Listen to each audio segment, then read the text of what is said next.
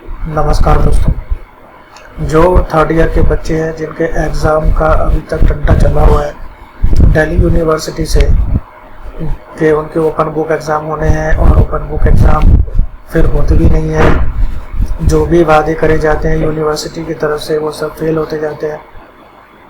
तो उससे रिलेटेड एक और नई गाइडलाइंस आई है यूजीसी की, और जिसके अंदर MHA और MHRD भी इन्वॉल्व है। तो उन्होंने कुछ कहा है, कुछ बहुत इम्पोर्टेंट गाइडलाइंस हैं और देखते हैं कि ये उसके बारे में क्या है। दोस्तों, अगर आपने चैनल को सब्सक्राइब नहीं किया तो सब्सक्राइब कर ले, बेल आइकन भी प्रेस कर ले ताकि नई नई वीडियोस तुरंत मिलती रहे। मैं हूं आपका दोस्त अशोक कुमार, आप देख रहे हैं अपना यूट्यूब चैनल है ट्यूटरिक्स।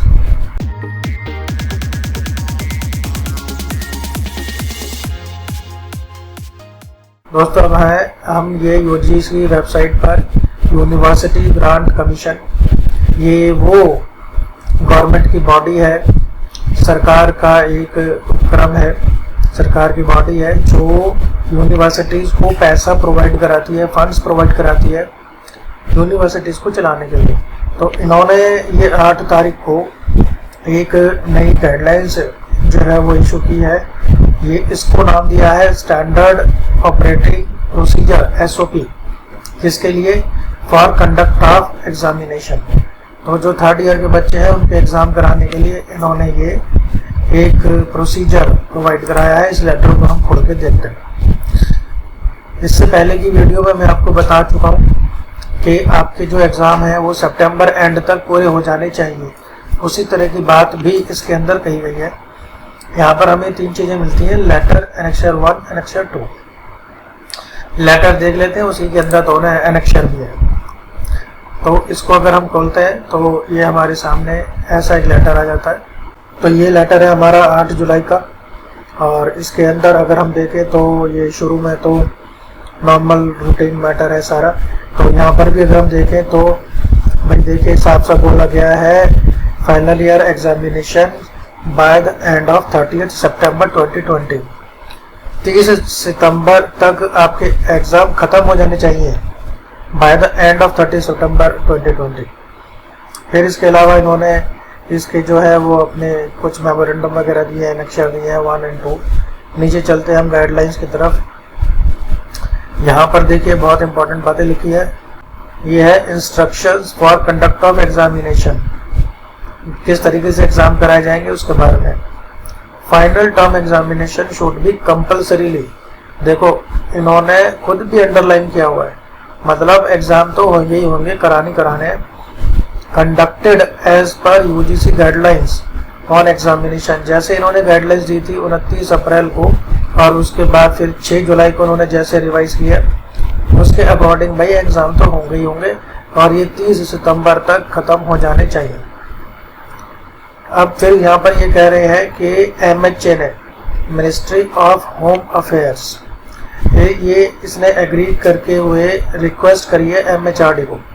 Ministry of human resource development, मतलब जो 2 मेन मिनिस्ट्री है हमारे इस एजुकेशन सिस्टम से संबंधित, उन दोनों ने, तो MHA ने क्या बोला MHRD को, grant examination for the opening of educational institutions for the purpose of holding examination evaluation work for final term examination university institution.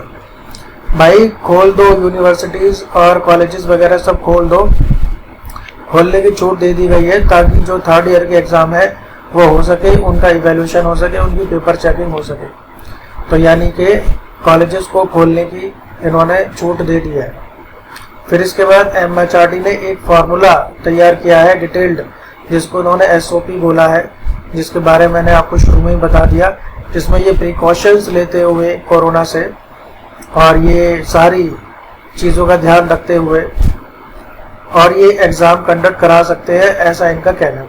और देखें यहाँ क्या इन्होंने बोला है, कोई भी वर्क फ्रॉम होम नहीं करेगा, किसी को भी वर्क फ्रॉम होम अलाउ नहीं है। किसके लिए?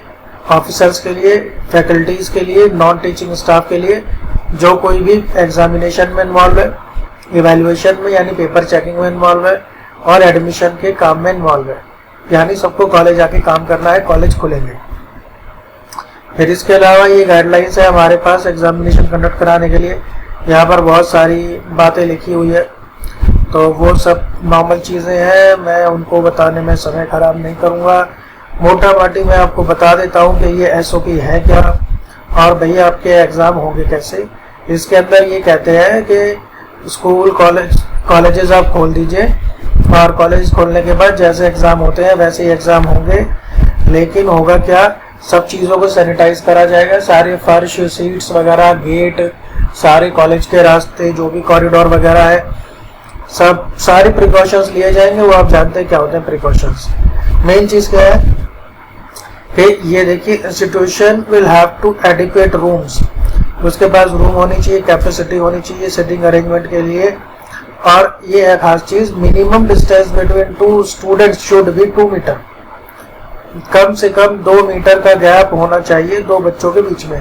कहने की सिंपली सी बात है कि भाई एक सीट छोड़कर एक बच्चा बैठेगा, एक डेस्क छोड़कर एक बच्चा बैठेगा, कुल मिला के बात इतनी है। फिर इन्होंने इसका एक कनेक्शन में सैंपल भी दिया है, ये देखिए, यहाँ बैठेगा रोल नंबर 1, फिर एक सीट खाली होगी, फिर बैठेगा रोल नंबर 2, फिर सीट खाली, फिर 3, इस तरीके से। इस तरह से प्रॉपर गैप मेंटेन करते हुए ये एग्जाम होंगे। ये देखिए इन्होंने बनाया सैंपल सीटिंग प्लान। तो इस तरीके से बात है, कुल मिला के बात इतनी है भाई कि ये कह रहे हैं कि हम तो ऑफलाइन एग्जाम कराएंगे अब सितंबर तक, यानी जो ओपन बुक एग्जाम की बात हो रही थी वो तो गई अब ठंडे बस्ते में। और क्योंकि ऑनलाइन एग्जाम ये करा नहीं पा रहे थे, इनके बस की नहीं थी, अब ये वापस घूम फिर के आ गए ऑफलाइन एग्जाम पर और सितंबर में ये कराने की बात कर रहे हैं। और उसके लिए ये जो तैयारी है ये शुरू कर देंगे 15 अगस्त के बाद से, और सितंबर में आपके एग्जाम शुरू हो जाएंगे ताकि सितंबर एंड तक आपके एग्जाम फिनिश हो सके।